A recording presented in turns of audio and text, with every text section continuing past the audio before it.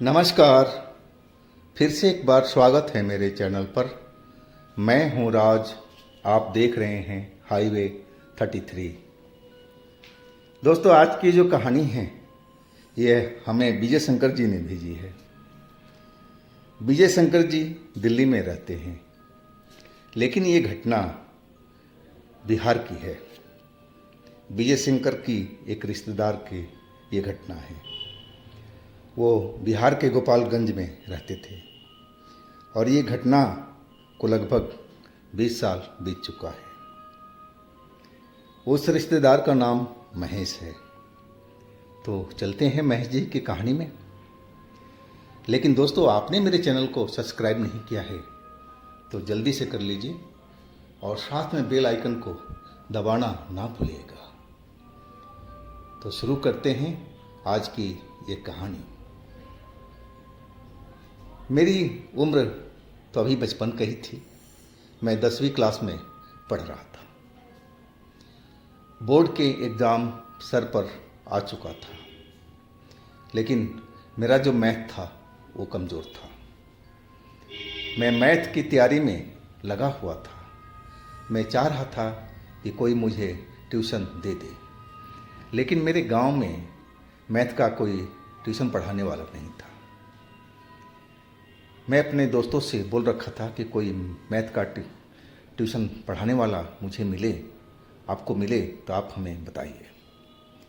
फिर मेरे एक दोस्त ने बताया कि आपके गांव से 3 किलोमीटर की दूरी पर गांव है और वहाँ पर एक सर रहते हैं जो मैथ पढ़ाते हैं। अगर आप जाना चाहते हो तो आप चले जाओ, लेकिन वो क्लास शाम के टाइम ही देते हैं कि दिन में उन्हें टाइम नहीं है। वो स्कूल के एक टीचर हैं। आखिरकार मुझे उस गांव में जाना पड़ा जहाँ पर हमें ट्यूशन पढ़ना था। मैं अपनी साइकिल लेकर के और रोज़ निकल जाता था और जब वापस लौटता था तो अंधेरा शाम का हुआ पड़ता था। मतलब शाम बिल्कुल हो जाती थी। कुछ दिन तो ऐसे ही चलता रहा। अब जो एग्ज़ाम था बिल्कुल पास में आ गया था और हम एक शाम को जब वहाँ पर पहुँचे तो मैंने पाया कि बच्चे तो वहाँ पर और भी थे जो हमारे साथ में ट्यूशन पढ़ा करते थे, लेकिन सर नहीं थे। सर कहीं गए हुए थे। हम लोग इंतज़ार करते रहे। सर आए तो काफ़ी देर हो चुका था। एक पल मैंने सोचा कि अब तो रात होने वाली है, अब हमें गांव की तरफ लौटना ही चाहिए। लेकिन जो एग्ज़ाम का डर था वो मेरे सर पर सवार था। मुझे सर से पढ़ना ज़रूरी था, इसलिए मैं वहाँ पर रुक गया। वैसे मेरे रास्ते में कोई डर वाली तो बात थी नहीं। मेरा रास्ता बिल्कुल सुरक्षित था और हम उस रास्ते से हमेशा आए जाया करते थे। चोरी का घटनाएं, छिनतई की घटनाएं हमारे उस रोड पर नहीं थी। मैं भूत प्रेत को तो बिल्कुल मानता ही नहीं था। हाँ, किस्से कहानियाँ अपने गांव में बहुत सुन रखा था कि भूत ऐसे होते हैं, चुड़ैल ऐसी होती है, लेकिन मैं इन कहानियों पर विश्वास नहीं करता था। हमारे गांव का जो बुजुर्ग होते थे वो ऐसी कहानियाँ बहुत सुनाया करते थे, लेकिन हम लोग मनोरंजन के तौर पर कहानियों को सुनते थे। हम कभी भूत पर या चुड़ैल पर यकीन नहीं करते थे। और उस रात को जब हम ट्यूशन से निपटे तो रात के 9 बज चुका था। बाकी लड़के तो उसी गांव के थे, वो तो अपने घर को जल्दी से लौट गए, लेकिन मुझे तो अभी सफ़र करना था, वो भी रात में। मैं अपनी साइकिल लेकर के अब अपने गांव की तरफ लौटने लगा। मैं तेज़ तेज़ साइकिल चलाता हुआ और अपने गांव को पहुंचने की कोशिश कर रहा था। मैं आधा से अधिक रास्ता पार कर चुका था और तभी मुझे किसी लड़की की रोने की आवाज़ आई। चांदनी रात थी तो सब कुछ साफ साफ दिखाई दे रहा था। मैं उस आवाज़ को सुनने की कोशिश किया कि आखिर आवाज़ वो कहाँ से आ रही है। मैं साइकिल रोक दिया था और आवाज़ को अंदाज़ा लगाने लगा कि जो रोने की आवाज़ है किस जगह से आ रही है। वो आवाज़ में अंदाज़ा लगा लिया, वो एक खेतों की साइड से आ रही थी। तो वहाँ तो साइकिल ले जाना सही नहीं था, तो साइकिल मेन रोड पर मैंने मेन रास्ते पर खड़ा कर दिया। और फिर मैं उस रुलाई की तरफ, जो लड़की रो रही थी, उसकी तरफ जाने लगा। मैं जब वहाँ खेत में पहुँचा तो कोने पर वो लड़की एक बैठी हुई थी, जवान सी लड़की थी, और वो बैठ करके और रोई जा रही थी। मुझे उसको रुलाई देख करके बहुत दया आई कि बताओ बेचारी इतनी रात को इस सुनसान जगह पर क्यों आई हुई है और क्यों रो रही है, इस पर क्या विपदा आ गई है कि इस सुनसान जगह पर अकेले में बैठ कर के रो रही है। ज़रूर कोई दुख के मारी हुई बेचारी है, मुझे इसकी मदद करनी चाहिए। अब मैं उसके पास पहुंच गया। मैं बोला, हाँ जी, आप यहाँ पर क्या कर रही हैं, और आप कौन सी गांव की हैं, और यहाँ पर कैसे आई और क्यों रो रही हैं। मैं कई सवाल उससे पूछ चुका था। अब वो जो लड़की रो रही थी वो चुप हो गई और मेरी तरफ देखने लगी। फिर मैं अपना सवाल दोहरा दिया कि हाँ जी, आप यहाँ पर क्या कर रही हैं और क्यों रो रही हैं आप, और कौन सी गांव की हैं आप, यहाँ पर कैसे आई। वो लड़की अब बोलने लगी। वो बोली कि मैं फलाने गांव की हूँ। वो जो गांव का नाम बताई मेरे गांव से थोड़ी ही दूरी पर 1 किलोमीटर आगे था। मैं उस गांव को अच्छी तरह से जानता था। मैं पूछने लगा कि चलिए मान लिया कि आप उस गांव के हैं, तो लेकिन आई कहाँ से हैं आप। वो बोलने लगी ये गांव का नाम जो मुझे मालूम नहीं था। वो कहने लगी कि वहाँ पर हम रिश्तेदारी में गए हुए थे और हम वापसी आ रहे थे और रास्ता फिर भटक गए। मुझे अपने गांव का रास्ता मिल नहीं रहा है और इसलिए मैं बैठ कर के यहाँ पर रो रही थी। मैं रास्ता भटक गई हूँ। उसकी बात कुछ मुझे सही भी लगी और कुछ अनसुलझी सी लग रही थी, क्योंकि वो जो गांव का नाम बताई थी मेरे आसपास के एरिए में वो बिल्कुल था ही नहीं। तो जब वो गांव था ही नहीं तो वो लड़की कहाँ से आई, और वो भी अकेले इतनी रात में। मैं अपना सर खुजा रहा था, सोचने की कोशिश कर रहा था कि क्या इसके साथ में हुआ है, ये सच बोल रही है या झूठ बोल रही है। लेकिन अपना गांव का नाम तो वो सही बता रही थी, जो मेरे गांव का थोड़ा सा दूरी पर आगे था। मैं पूछने लगा कि आप किसकी बेटी हो, किसके घर के रहने वाली हो। वो कुछ नाम बताई, लेकिन मैं उस गांव के सारे लोगों का नाम जानता नहीं था। मैंने हो सकता है कि इस नाम का कोई व्यक्ति वहाँ पर रहता हो। मैं उसका जो बात था मान चुका था कि वाकई ये रास्ता भटक गई है, लेकिन मेरे मन में वही बात खटक रही थी। वो किस गांव से आ रही थी, वो गांव का जो नाम बताया था वो मुझे इस एरिए में कहीं भी मालूम नहीं था कि कहाँ पर वो गांव है। मैं कहने लगा कि चलो आप मेरे साथ में चलो, मेरे पास साइकिल है और आप पीछे बैठ जाना, मैं आपको उस गांव में सही सलामत पहुंचा दूंगा। वो लड़की जो बैठी हुई थी अब उठ कर के खड़ी हो गई। मैंने देखा पहनावे से तो एक सही घराने की लग रही थी। पूरा नीचे तक कपड़ा पहनी हुई थी, उसके पैर तक मुझे दिखाई नहीं पड़ रहे थे और चेहरा भी उसने चुन्नी से ढक रखा था। लेकिन थी दुबली पतली लड़की, वो लंबी थी और दुबली पतली थी। मुझे कहीं से भी वो भूत प्रेत चुड़ैल नहीं दिख रही थी, और ना मैं भूत प्रेत को मानता था। मुझे तो एक साधारण सी वो लड़की लगी थी जो रास्ता भटक गई थी। अब मुझे उसकी मदद करना था और इसीलिए मैं उस लड़की को अपने साथ ले जाने के लिए तैयार हो चुका था। उस लड़की को मैं अपने साइकिल के पास लेके आया और फिर मैं सवार हो गया। फिर लड़की को बोला, आप बैठ जाओ, मैं आपको आपके गांव तक छोड़ दूंगा। पहले मेरा गांव आएगा, इसके बाद में आपका गांव आएगा। वो लड़की बोली, ठीक है जी, बहुत मेहरबानी आपकी, आप मुझे मेरे गांव तक छोड़ दीजिए। अब फिर मैं साइकिल चलाने लगा था। साइकिल तो नॉर्मल चल रही थी, वैसे तो डबल सवारी थी, लेकिन वो लड़की ज़्यादा वज़न की थी नहीं, हल्की फुल्की थी, तो कोई ख़ास वज़न नहीं पड़ रहा था चलाने में। वो तो हमारा रोज़ का प्रैक्टिस था। लेकिन थोड़ी दूर चलने के बाद में वो साइकिल एकदम भारी होने लगा। लगने लगा कि उस पर साइकिल पर कितना वज़न हो चुका है, और साइकिल वो मेरे से चलाने में बहुत दिक्कत आ रही थी। मैं थक चुका था, इतना थक चुका था कि मुझे आखिरकार साइकिल को रोकना पड़ा। मैं उस लड़की से बोला कि आप उतरिए, मैं थक चुका हूँ, पता नहीं मेरी साइकिल में क्या खराबी आ गई है कि ये भारी चल रही है। मैं साइकिल स्टैंड पर लगा करके और साइकिल को चेक करने लगा, चैन वगैरह सब कुछ, पहिया हवा देखने लगा कि कहीं पंचर तो नहीं हो गई है। लेकिन साइकिल तो बिल्कुल सही थी, तो आखिर ऐसा क्यों हो रहा है।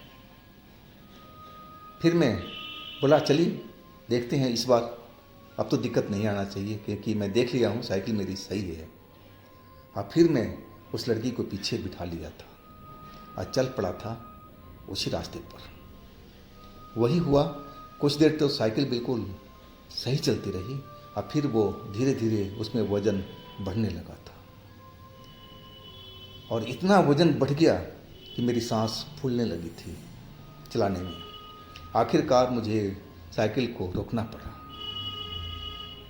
साइकिल स्टैंड पर मैं खड़ा करके और लंबी लंबी सांस लेने लगा था। वो लड़की साइड में खड़ी हो गई थी, वो चेहरा दूसरी साइड में घुमाए, पता नहीं खेतों की साइड में क्या देख रही थी।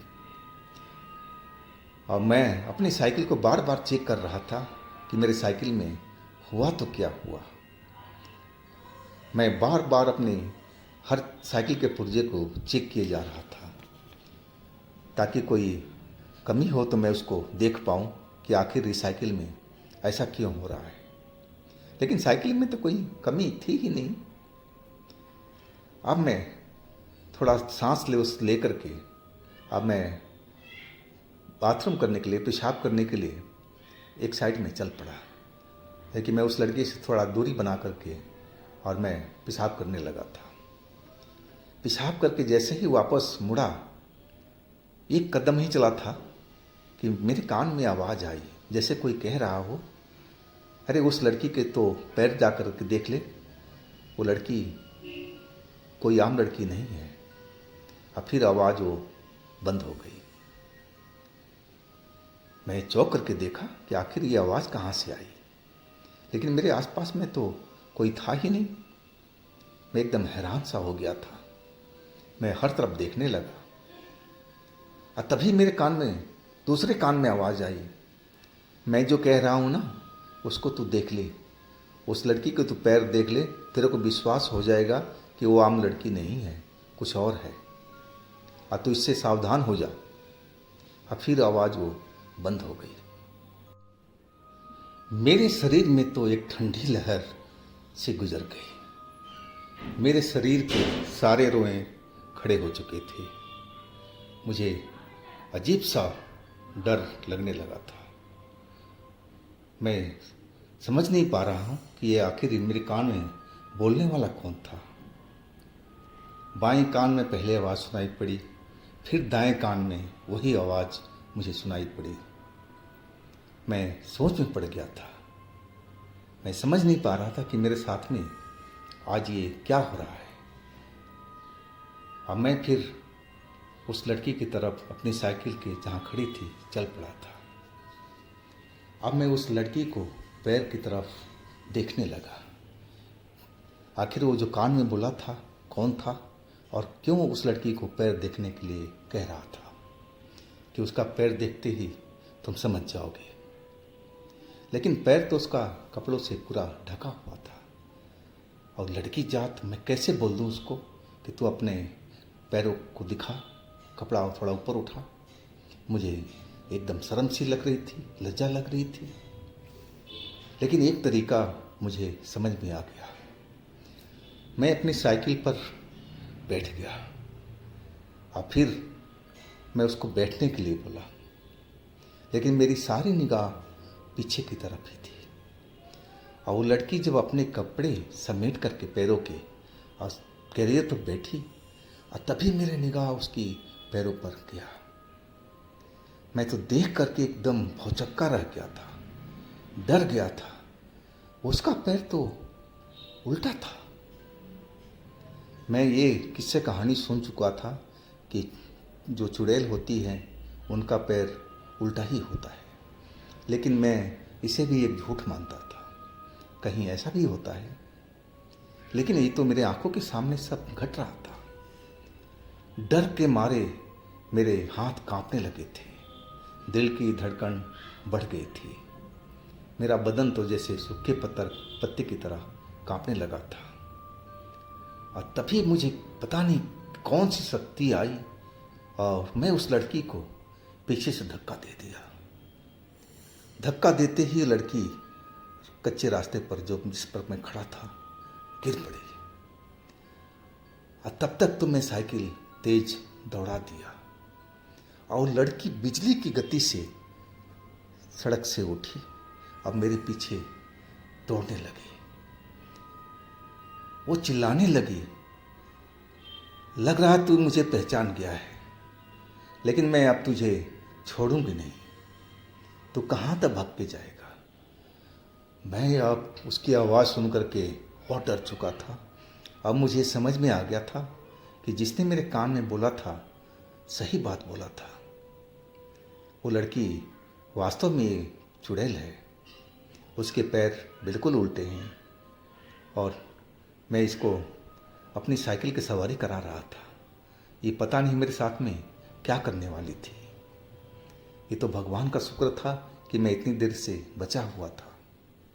मैं तेज तेज साइकिल भगा रहा था और वो जो लड़की चुड़ैल थी वो लगातार मेरे पीछा कर रही थी, चिल्लाते जा रही थी, कहाँ तक भाग के जाएगा, मैं तुझे छोड़ूंगी नहीं, मैं तुझे ज़रूर मारूंगी। मैं अपने गांव का सीमा रेखा में पहुंच गया था। सीमा रेखा पर ही हमारे ग्राम देवता की जो छोटा सा मंदिर था। हमारे गांव के लोग कहा करते थे कि जो हमारे ग्राम का देवता है बहुत शक्तिशाली हैं। वो भूत पिशाच को हमारे गांव की तरफ आने नहीं देते हैं। हमारे गांव के लोगों की हमेशा रक्षा करते हैं, चाहे वो आसपास में हो, कहीं दूर भी हो।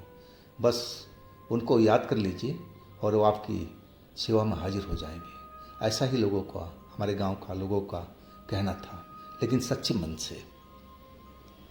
और मैं जैसे ही उस मंदिर के पास पहुंचा तो पीछे मुड़ करके देखा, वो लड़की हमारे गांव के सीमा रेखा से बाहर खड़ी थी, अभी भी मुझे दिखाई पड़ रही थी। और वहीं से वो चिल्ला रही थी कि आज तो तू बच गया, लेकिन कब तक बचेगा, ज़रूर मेरे चंगुल में फंसेगा, और जिस दिन फंसेगा मैं तुझे छोड़ने वाली नहीं हूँ। मैं अब उस जगह से भी साइकिल भगा दिया था। जब मैं अपने घर के पास पहुंचा तो मेरी मम्मी दरवाजे पर खड़ी मेरा ही इंतज़ार कर रही थी। मैं अपनी माँ को देखा और साइकिल दौड़ाता हुआ दरवाजे पर पहुंचा, और जैसे ही मैं साइकिल रोका मुझे चक्कर आ चुका था और मैं बेहोश वहीं पर हो गया था। मैं गिर पड़ा था।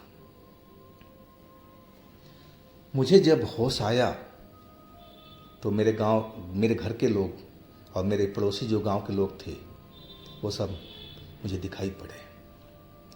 मेरी माँ सर पर ठंडी पानी का पट्टी कर रही थी। मेरा बदन बुखार से तप रहा था, लेकिन मैं अब होश में बिल्कुल था। मेरी माँ पूछने लगी, बेटा क्या हुआ था तुम्हारे साथ में। मैं आहिस्ता आहिस्ता डर डर करके सारी बात बताने लगा कि माँ मेरे साथ में ऐसी घटना हुई है। अब जो गांव के लोग थे, हमारे पड़ोसी, वो भी मेरी तरफ भौचक्का नज़र से देखने लगे थे।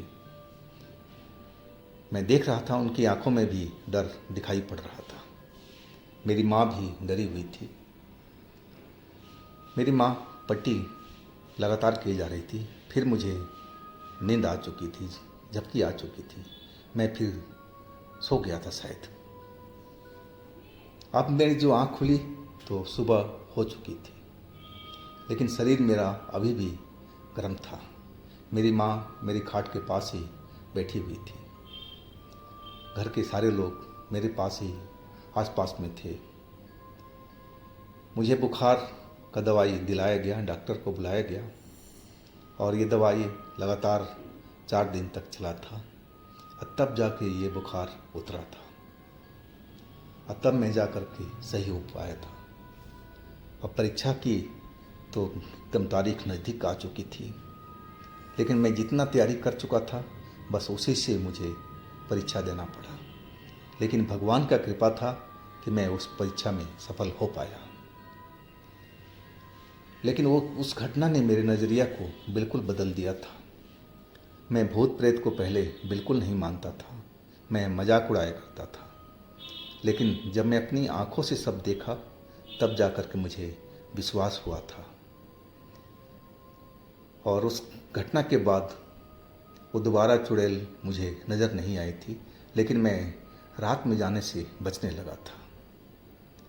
आज मैं नौकरी कर रहा हूँ और विदेश में हूँ, लेकिन उस चुड़ैल का अब सपना भी मुझे कोई नहीं दिखा था, ना वो कभी मुझे सपने में आई थी। तो दोस्तों, ये थी महेश जी की अपनी आप बीती। अगर आपके पास भी इस तरह का कोई घटना है तो आप मुझे इंस्टाग्राम पर या मेरे व्हाट्सएप नंबर पर शेयर कर सकते हैं।